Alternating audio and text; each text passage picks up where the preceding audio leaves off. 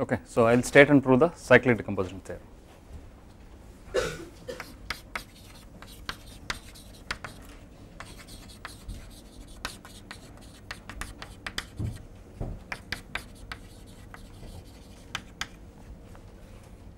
Okay, I have mentioned this before, what the statement is. I will make the precise statement a little later, but I need to tell you what is the problem. The question is, can we write a finite dimensional vector space V as follows: Zx1t direct sum Zx2t etc. Zxkt. That is, can I decompose a finite dimensional vector space V such that into a sum of into a direct sum of subspaces such that each subspace is cyclic with respect to the operator T. So, can I find vectors x1, x2 etc. xk such that this decomposition is possible? Okay. The answer is yes. It is related to the following problem. This is related to the following problem.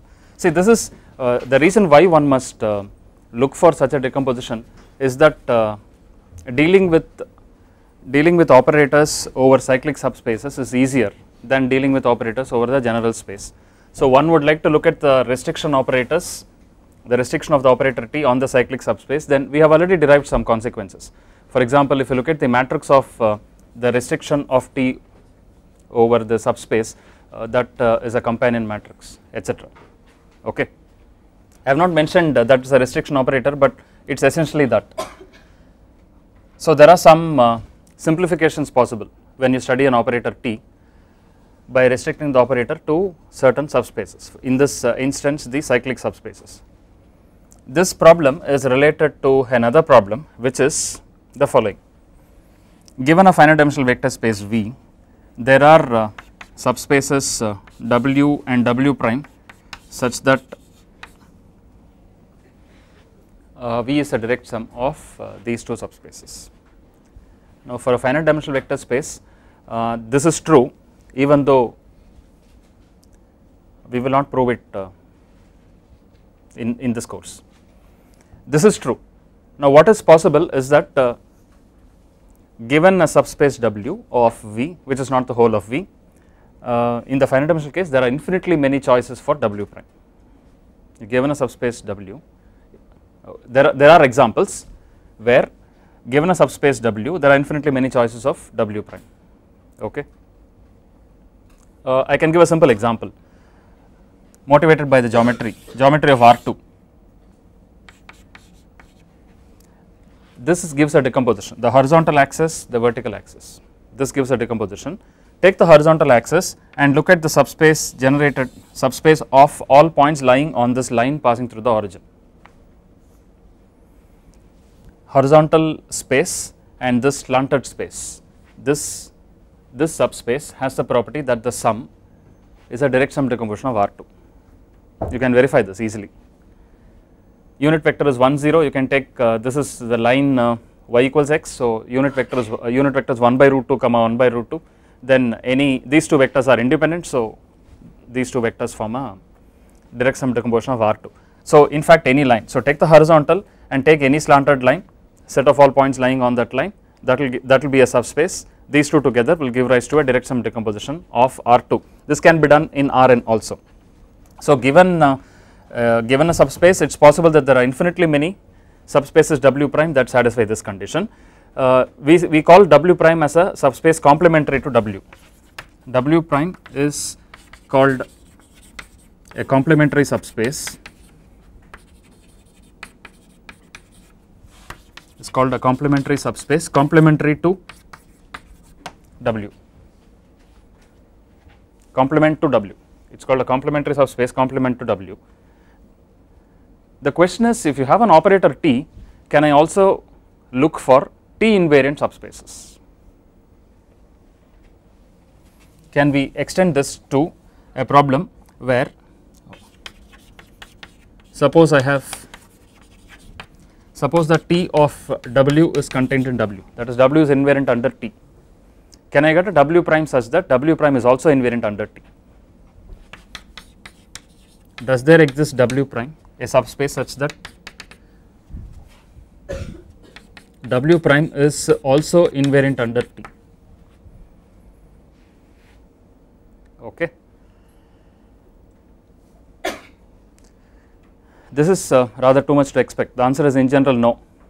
Okay, but we will give a condition under which this holds. We can impose. Okay, the general answer to this question is no.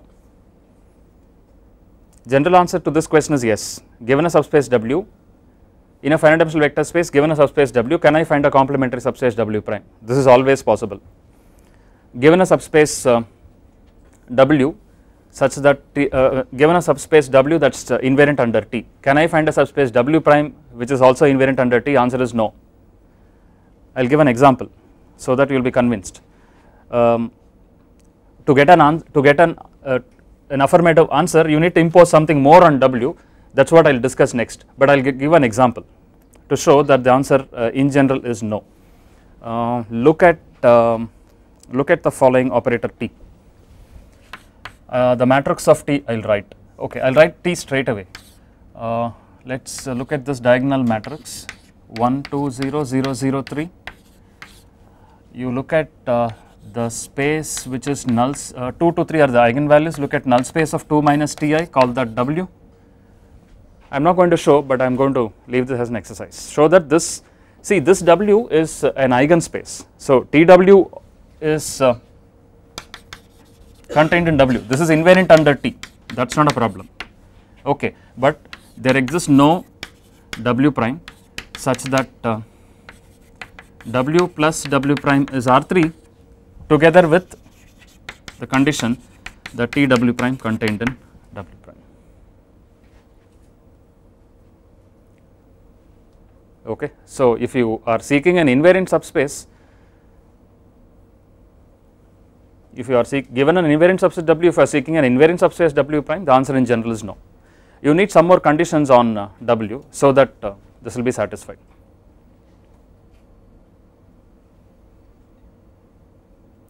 What is that condition? That condition is called T admissibility. That condition is called T admissibility. So let me give this definition. Condition on a subspace being T admissible. So this is a framework. V is a finite dimensional vector space, T is an operator on V, W is a subspace. This subspace W is called T admissible if the following two conditions are satisfied. The first condition is that it must be invariant under T. The second condition is that if Ft of y belongs to W, where f is any polynomial, if Fty belongs to W, then there exists Z in W such that Fty equals Ftz.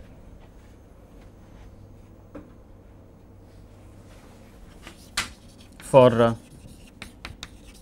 any polynomial f.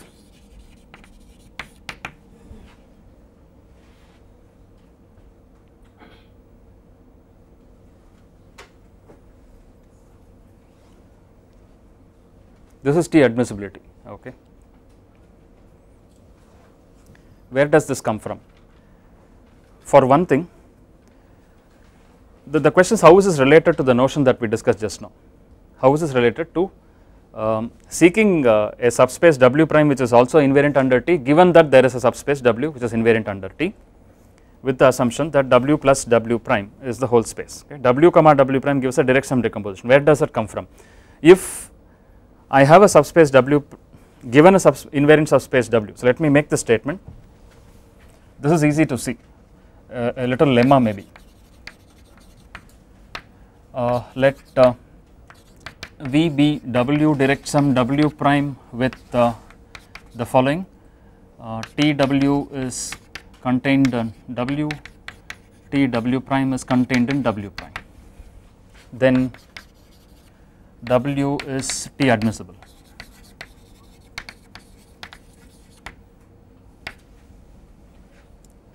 Then W is T admissible. This is very easy to see. The converse is not at all easy. The converse is non-trivial. The converse is a non-trivial consequence of the cyclic decomposition theorem. What is the converse? Is the question that I asked you to begin with. Okay, how does this follow? This is very easy. Let me prove this quickly.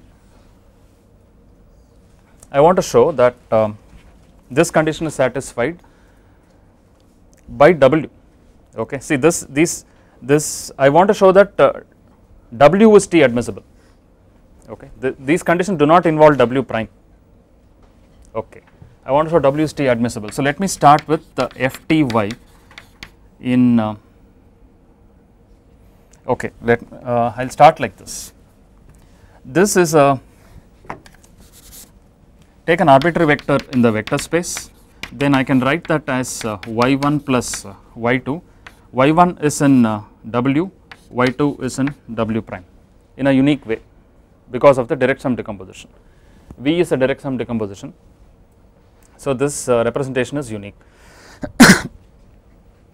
Now for any polynomial f,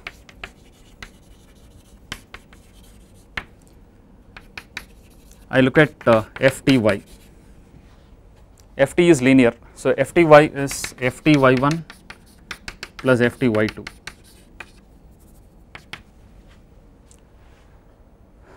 Both these subspaces are T invariant, so this belongs to W, this belongs to W prime, because both these are invariant subspaces.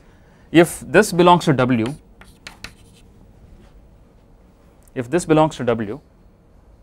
then what is the consequence? This has to be 0. So FTY belongs to W. This statement will imply that FTY2 is 0. This is in W, FTY2 is 0. If FTY2 is 0, it means FTY is FTY1. That is FTY equals FTY1 with the extra provision for us that Y1 belongs to W. This is the condition 2. This is the second condition. If FTY belongs to W, then there must exist an Z such that FTY equals FTZ. In this case, Z is Y1. Okay, so this is a simple consequence of the fact that both W and W prime forming a direct sum decomposition of V are invariant under T. Okay, the converse is not that easy. It is a consequence of the cyclic decomposition theorem. So this is a notion that is relevant to the statement of the decomposition theorem, T admissibility of a subspace. So let me write on the statement.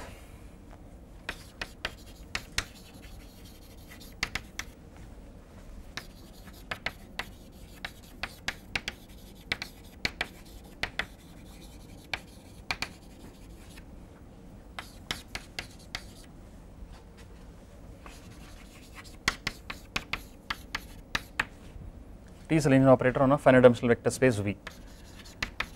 Let W be a T admissible proper subspace of V. W is a T admissible proper subspace of V. So W is not the whole of V, but W could be singleton 0.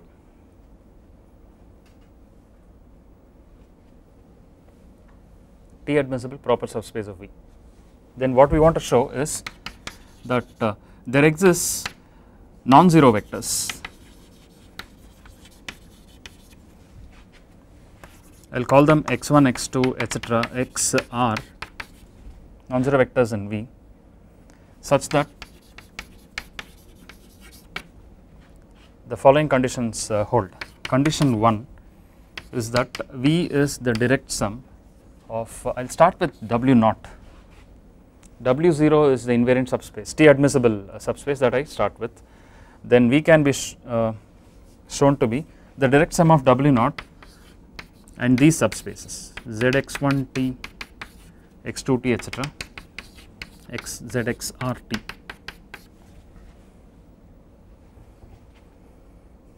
I also have another condition.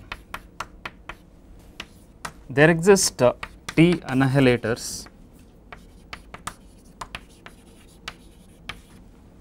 There exist T annihilators. I will call them Pk 1 less than or equal to k less than or equal to r. T annihilators of what? Of the x case. T annihilators Pk corresponding to the vector xk, that is Pk is the T annihilator of xk, etc., for 1 up to r, k running from 1 up to r, such that I have this condition: Pk divides Pk minus 1 for all k, k running from 2 to r this time. This is Pk divides Pk minus 1. Okay, maybe I will just write Pk divides Pk minus 1 for k equal to 2, 3, etc., r. The last part says that okay,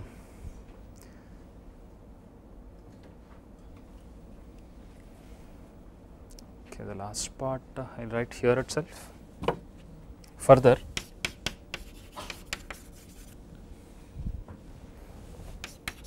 the integer r, that is what is the number of vectors x1, etc., xr, that integer r and Pk.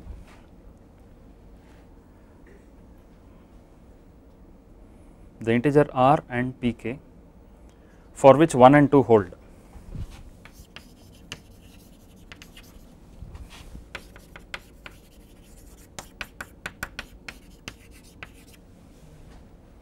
For which 1 and 2 hold are unique.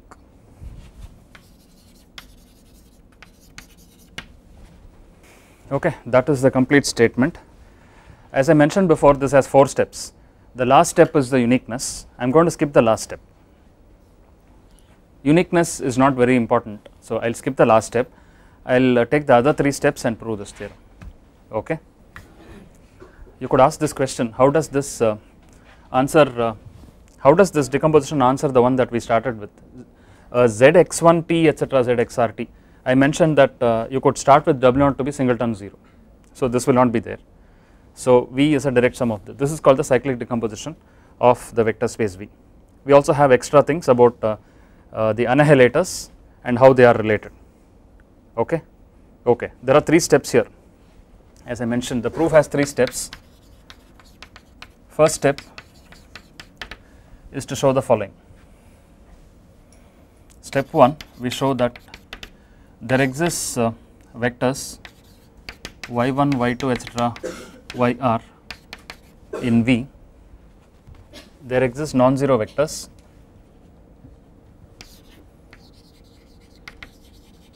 Okay. There exist non-zero vectors such that V is not the direct sum, it is just the sum W0 plus Z y1 t, etc., zyrt. Okay, note that this is not the direct sum, just the sum. This is the first condition. Second condition,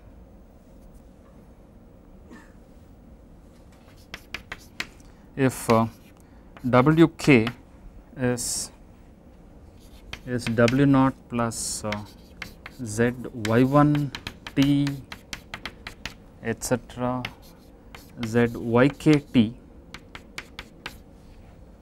Wk is the subspace I get by adding these k subspaces to W0, that is Wk. If Wk is this, for 1 less than or equal to k less than or equal to r, then the conductor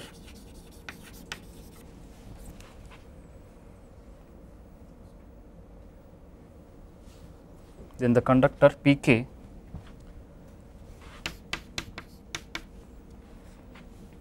I will use S Yk Wk minus 1. This is a notation, I have got to explain this notation, okay. I will do it a little later. Pk is a polynomial, it is a conductor. This conductor has the following property, has the maximum degree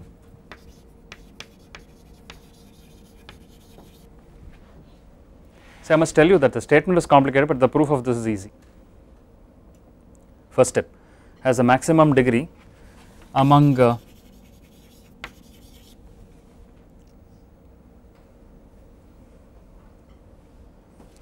all T annihilators into Wk minus 1. What is the meaning of this? See, Wk is this subspace. I look at a particular polynomial. This polynomial is denoted by Pk. This Pk has a property that among all the T annihilators into Wk minus 1, this one has a maximum degree. So, let me write down the formulation. Pk is maximum Pk is maximum over all maximum x element of V S of x comma Wk minus 1. I have still not defined what this little s is. I will do this now and then prove this first step. Once I define s, the second part should be clear. So, what is this s? You recall this subspace STXW for a subspace. So, this is really to recall this notion. This is the T conductor of x into W, that is the set of all polynomials G such that GTX belongs to W. This is the T conductor of x into W. This is ST. We know that this is an ideal. This is an ideal in the principal domain Ft. So, this is generated by a unique monic polynomial. That monic polynomial I will denote it by little s. Okay.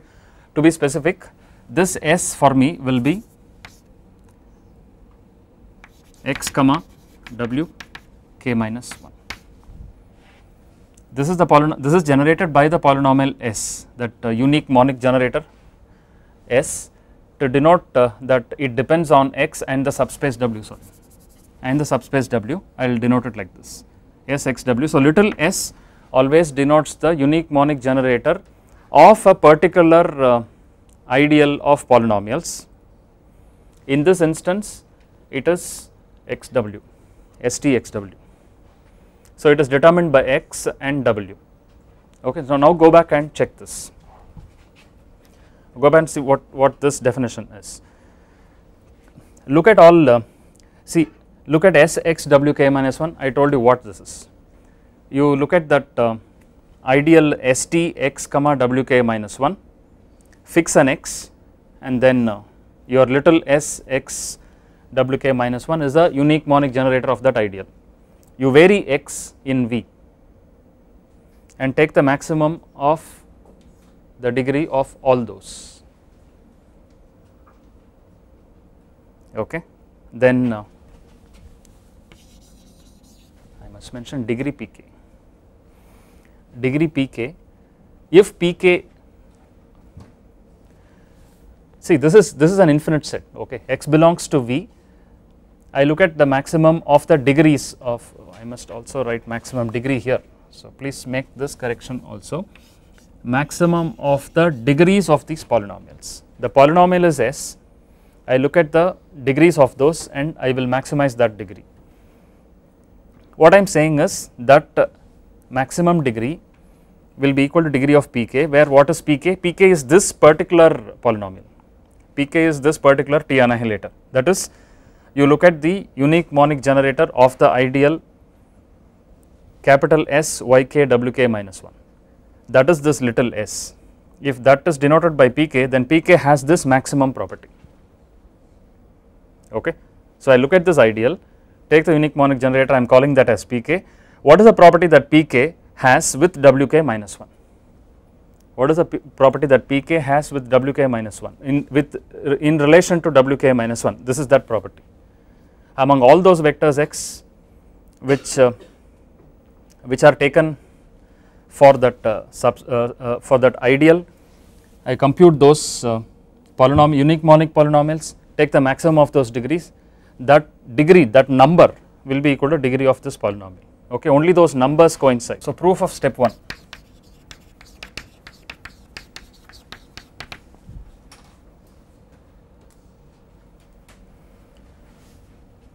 Let say I want to start with the invariant subspace W naught. Okay. So I want to start with the invariant subspace W naught and then construct this V. I would rather start with an invariant subspace W and then apply W naught for that. Let W be an invariant subspace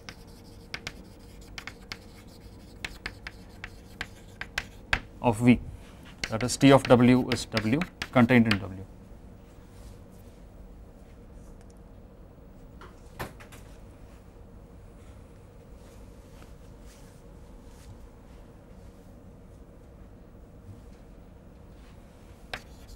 I take an arbitrary vector y in V.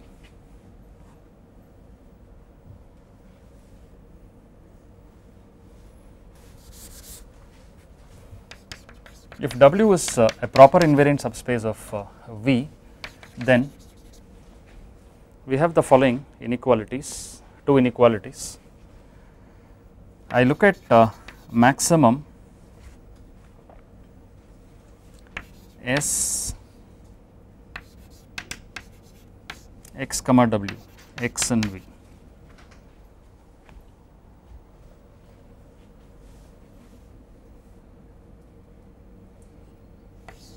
Okay. If W is not V, there exists Y in V such that Y is not in W. So I want to show, I got to check this step.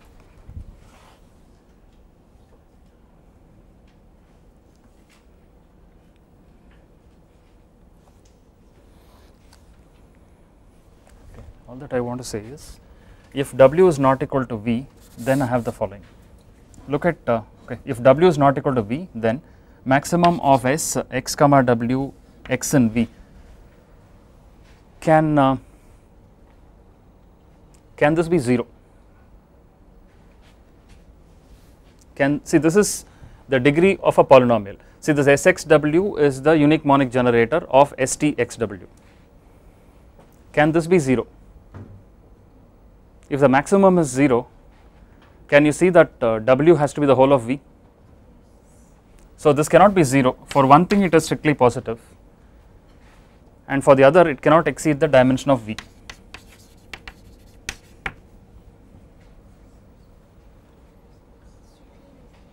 No, it can be equal to V. The dimension can be equal to V. The degree can be equal to the dimension of V. That is possible because this maximum could happen for the characteristic polynomial. This maximum could happen for the characteristic polynomial, so in which case it could be equal to dimension of V, but it is strictly greater than 0. It is strictly greater than 0, otherwise this W will be the whole of V. I will take a particular vector y which attains this maximum. Let y be a vector in V for which this maximum is attained. In principle, this y can be found out. There is a y. Okay, there is a y that attains this maximum. All that I will do is consider a new subspace W plus Z y of t. By the way, this y cannot be in W. I have not mentioned that. This y cannot be in W. Note, if y is in W, then that degree is 0. If y is in W, that degree is 0. So I am looking at maximum of all those S, Y, W. So y cannot be in W, the degree will otherwise be 0, but it is strictly positive. So consider this subspace now. Since y does not belong to W, remember that we could write down a cyclic basis for this subspace ZYT. We could write down a cyclic basis for this subspace. So okay, now that cyclic, if y belongs to W, then this subspace will be contained in W, but y is not in W. So the dimension of this subspace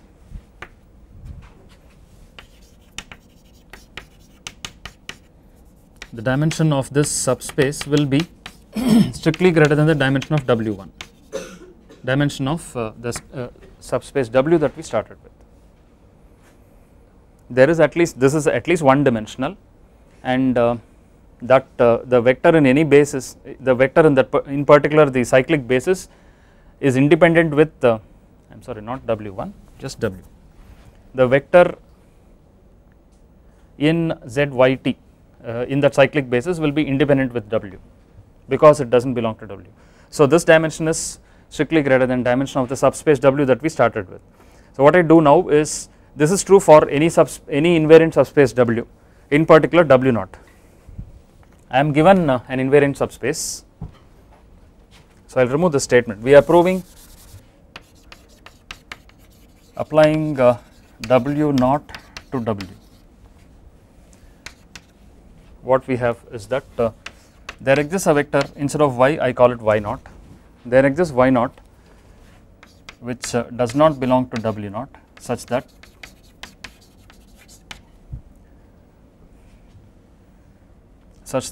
dimension of W1 is strictly greater than dimension of W0, where for me W1 will be the subspace W0 plus ZY0 comma T.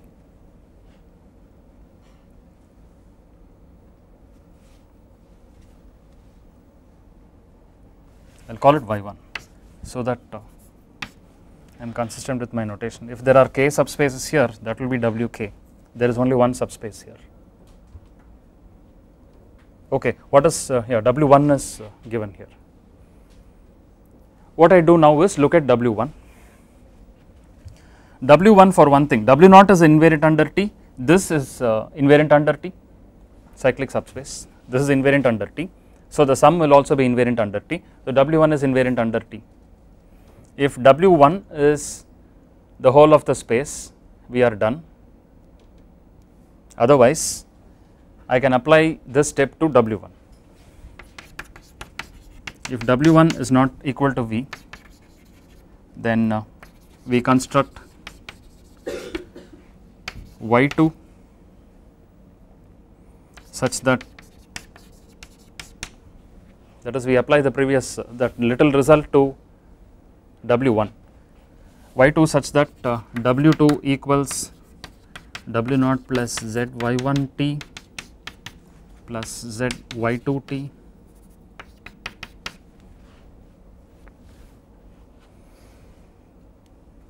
where the dimension of W2 is strictly greater than the dimension of W1.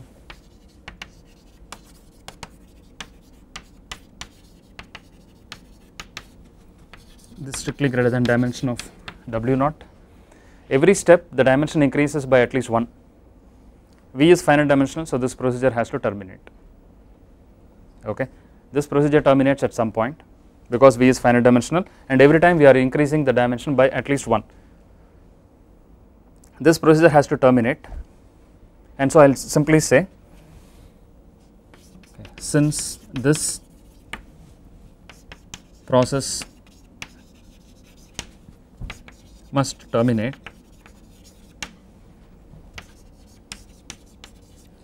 we have after at most dimension V steps, we have V equals W naught plus, there is no direct sum, just the sum, W naught plus to begin with, okay, in step 1, W naught plus Z y1 t, Z y2 t, etc., Z y r t.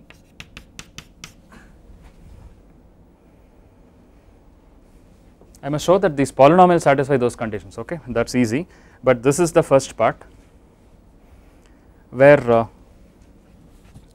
we have used Wk to denote for any k 1 less than or equal to k less than or equal to r, Wk is this subspace W naught Z y1 t, etc., Z yk t.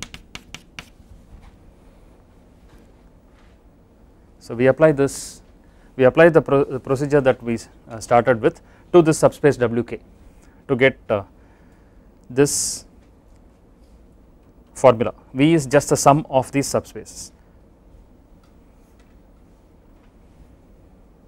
Is it now clear that these pk's have been chosen like this? Is it clear that pk must divide, okay, that comes later, okay, we will prove that later. So, is it clear that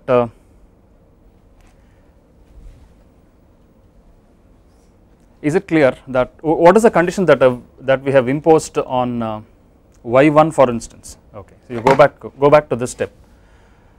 We have started with the invariant subspace W. What is the condition that we have imposed on y? Y is that vector for which this maximum is attained. Y is that vector in V for which this maximum is attained. So, if you go to first step, if you go to the first step, y1 is the vector for which that maximum is attained. Okay. So, if you look at S, I will write that here. If you look at little s y1 wk minus 1, that is this time W naught,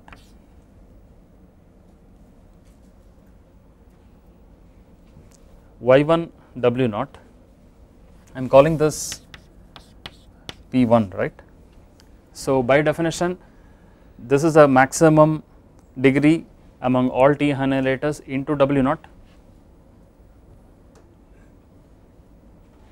Is that not how I see? I am applying this for W naught. I am applying this for W naught among all those x. So, among all those x in V, I look at the subspace W naught. I look at the polynomial that generates that ST and take the maximum. I do that for y1, I get P1. P2 similarly. So, this is really a consequence of how we have chosen y1, y2, etc. Okay, so, I will just write here that choice of yks ensure that pk satisfies the maximum property. So, as I told you, this is an easy consequence of the construction of the vectors. I have just illustrated for the first vector that this pk satisfies the property that it has maximum degree among all T annihilators into wk minus 1 comes from the construction of the vectors y1 etc. yk. Okay, that is step 1 really. Is that fine? Let us move to step 2. I will proceed from step 1. Let y1, y2 etc. yk be non-zero vectors. The fact that these are non-zero I have not mentioned, but these cannot be 0, otherwise the dimension cannot increase. So, I will skip that.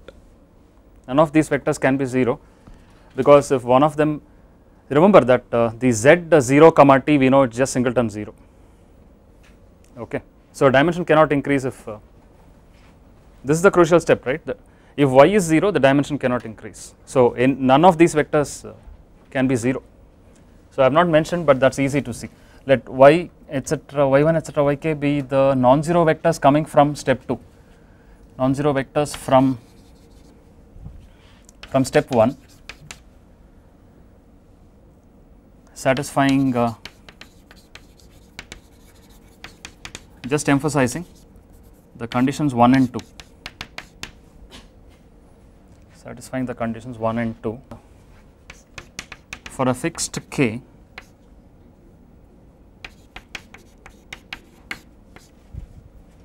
let me set f as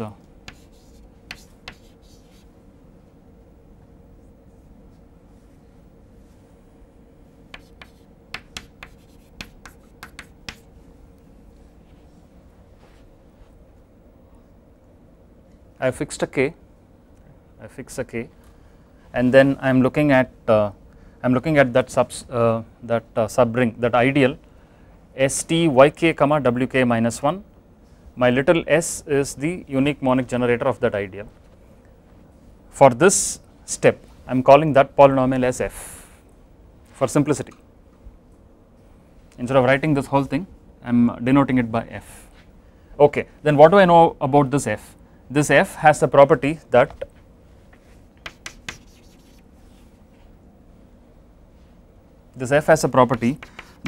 if you look at ftyk,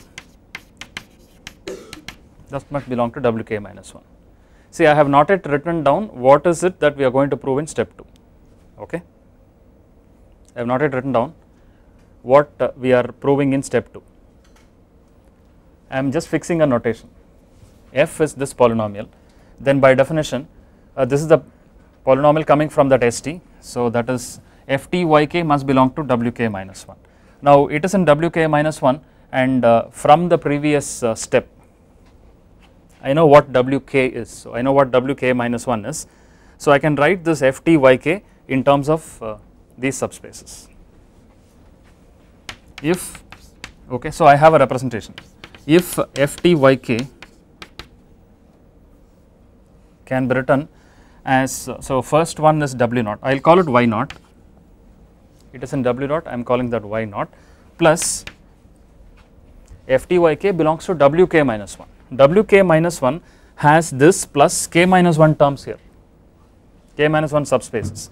So I will use this notation, I equals 1 to k minus 1. Now I do not know what these vectors are, but for one thing I know that these are cyclic subspaces, so there is one possibility of what is the basis for this. For instance, we know that it is y1 ty1 t square y1 etc. It is a polynomial in y1, so I will write each term as a polynomial in y1.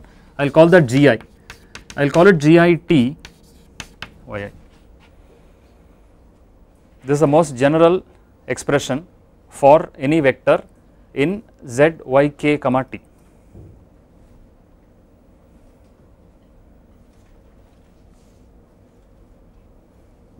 And remember that each of these cyclic subspaces is invariant under T. So is it okay? I have given a representation for ftyk. I know that it belongs to wk minus 1. I look at the formula for wk minus 1. The first term is in w naught. The rest of the terms are in those k minus 1 subspaces. This is the most general formula that one can write down for those terms. Then what happens? What is it that I want to mention in step 2? If this happens, then f divides each gi. Okay, that is a remarkable property. F divides each gi, and there exists z naught in w. There exists z naught in w naught such that ft y naught equals ft z naught. This should remind you of the T admissibility property. So this is an immediate consequence of T admissibility of w naught. The rest we have to show. That is quite non-trivial. Step 2 is probably the most non-trivial part of this proof, and even in step 2 the second part is easy consequence of T admissibility of W. it is this part, that f divides gi, that is the most non-trivial. Okay, let me see. So I want to prove step 2, proof of step 2.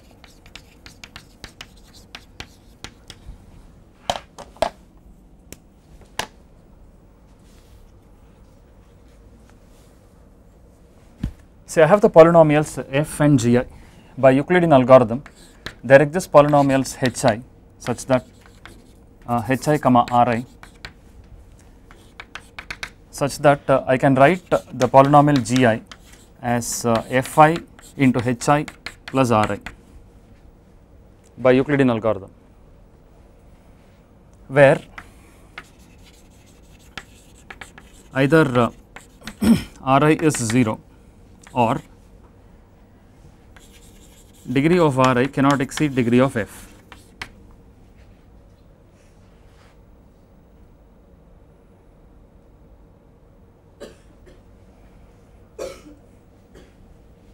Here I varies from 1 to etc.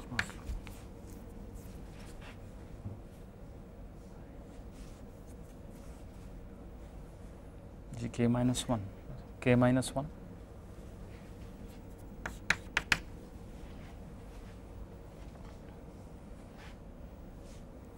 Okay, I want to show that Ri is 0.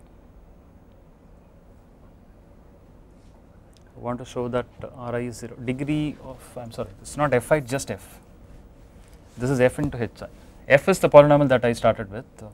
Gi's are the polynomials that come from the general representation of f t y k. I want to show that each Ri is 0. Okay, we show that each Ri equal to 0. If we show that each Ri is 0, then it means that f divides gi for all I. Okay, and second one, as I mentioned, is an easy consequence of T admissibility of W naught. We need to show that each Ri is 0. The proof is by contradiction. Suppose Ri is not 0, we will get a contradiction.